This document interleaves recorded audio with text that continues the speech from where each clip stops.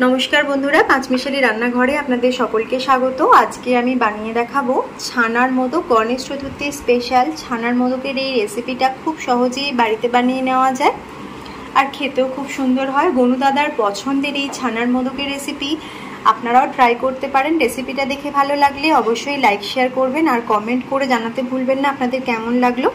एखन बानिये देखाচ্ছি छानार मोदकेर रेसिपि। आजके बानाबो छानार मोदक। तार जोन्नो आमी एखाने 500 ml दूध थेके छाना बाड़ीतेई बानिये निয়েছি मिल्क पाउडार 4 टेबिल चामच। एखाने गोटा काजू निয়েছি 20टार मतो। একটা ছোট বাটি করে চিনি নিয়েছি, এটা 50 গ্রাম ওজন হবে। নিয়েছি ঘি, গাওয়া ঘি গলিয়ে নিয়েছি 1 টেবিল চামচ মতো। আর নিয়েছি দুধ 1 কাপ লিকুইড দুধ ফুটিয়ে রাখা ছিল, এটা ঠান্ডা করে নিয়েছি। প্রথমেই মিক্সির মধ্যে চিনিটা দিয়ে দেবো আর সাথে মিশিয়ে দেবো গোটা কাজু, গুঁড়ো করে নিতে হবে। চিনি আর কাজুটাকে গুঁড়ো করে নিয়েছি। এবার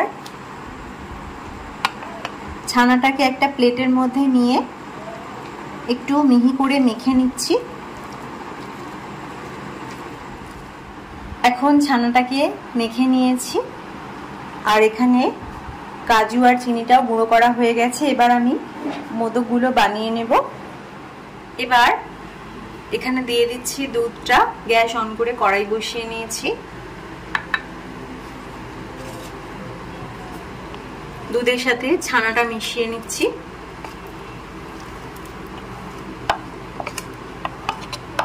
এখন একটু নেড়েচেড়ে নেব। দুধের সাথে ভালো করে মিশিয়ে নিতে হবে। দুধের সাথে ছানাটা মিশিয়ে নেওয়ার পর এবার এর মধ্যে গুঁড়ো চিনি আর কাজু গুঁড়োটা মিশিয়ে দিচ্ছি।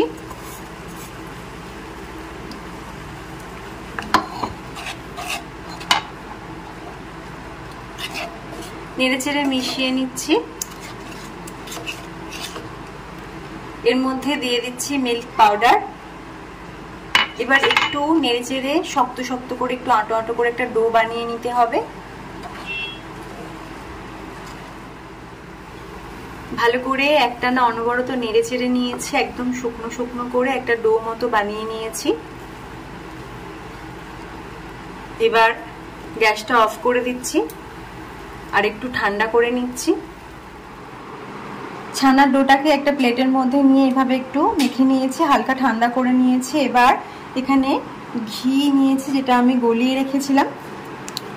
হাতের মধ্যে মেখে মোদকগুলো বানাবো। আর মোদকের ওপরের যে ডিজাইনটা আমি একটা কাঠির সাহায্যে বানিয়ে নেব। এখানে আমি মোল্ড ছাড়াই মোদকগুলো বানিয়ে দেখাচ্ছি। ছানার মোদক গণেশ চতুর্থীতে গনু দাদাকে এভাবে মোদক বানিয়ে দেওয়া যেতে পারে। তো এখন হাতেই আমি মোদকগুলো কিভাবে বানাচ্ছি দেখুন। খুব সহজেই এটা হয়ে যায়, মোল্ড ছাড়াই খুব সহজেই মোদকের শেপটা আনা যায়। শুধু ওপরের ডিজাইনটার জন্য একটা কাঠির সাহায্যে আমি এটা করে নেব। এইভাবে হাতে করেই খুব সহজে মোল্ড ছাড়া এটা বানিয়ে নিয়েছি। এবার আমি এখানে একটা টুথপিক নিয়েছি, এটা দিয়ে এভাবে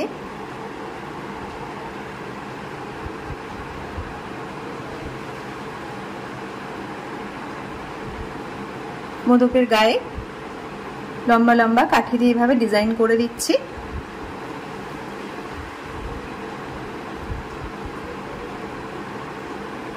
অনেক সময় মোল্ড না থাকলে এভাবে খুব সহজেই কিন্তু মোদকগুলো বানিয়ে নেওয়া যেতে পারে।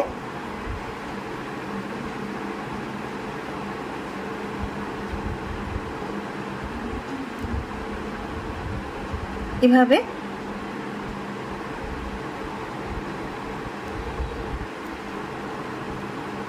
একটা মোদক আমি বানিয়ে নিয়েছি।